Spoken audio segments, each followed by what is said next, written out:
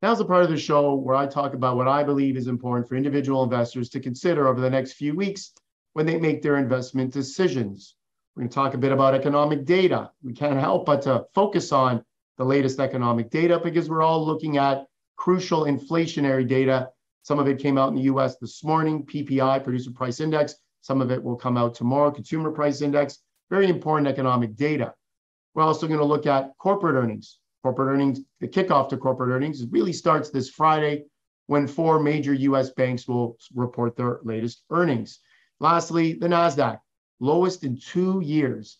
And we all know the Nasdaq for being the index that has primarily or mostly technology stocks, technology companies. And so why is that important? Let's touch a bit on that. So let's start on the economic data. As I said, Producer Price Index released this morning out of the US. And that gives us a good, I guess, insight into what we could see tomorrow when the Consumer Price Index is released, the data released. And what we're seeing today in the inflationary data that was released out of the US is inflation will probably be still stubbornly high in and around 8%. I don't think that's going to give the Federal Reserve any, I guess, impetus or any indication to lower or slow down the pace of interest rate increases. So I think come the beginning of November at their next meeting, you could possibly expect a 50 basis point or 75 basis point hike in their interest rates once again. It'll be another 75 point hike. I think that could be the third or maybe even the fourth that we've seen in a row, something we have not seen in quite some time. At least in my career, I have never seen hikes coming this quickly. The last time you had to see something like this was back in the 80s under Paul Volcker. But here we are going from basically a zero interest rate to one that is going to, looks like, end up somewhere around 4.5%.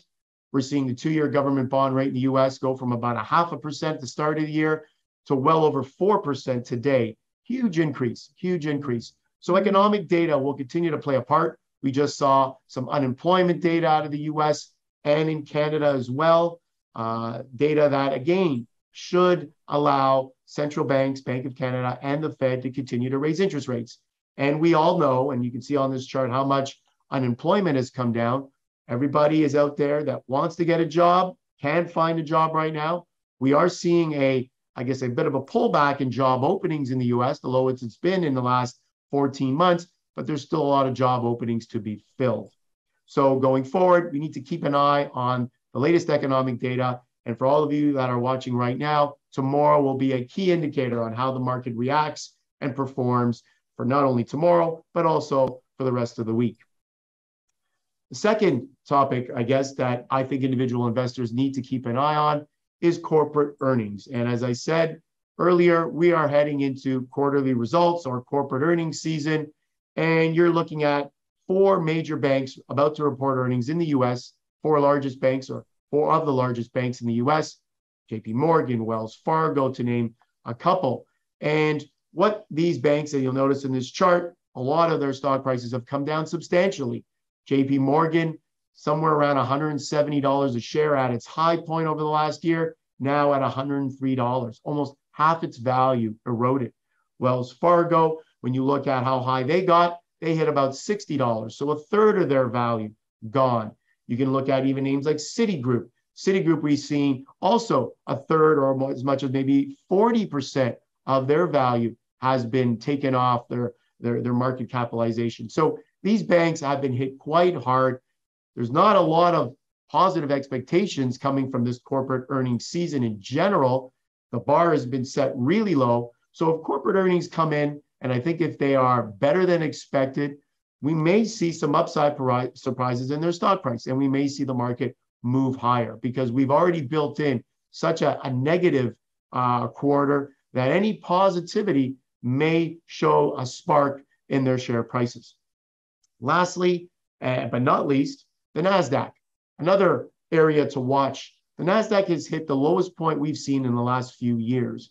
Certain parts of the Nasdaq or tech stocks, and you can see it right here, how low it's gotten, have sold off 50, 60%.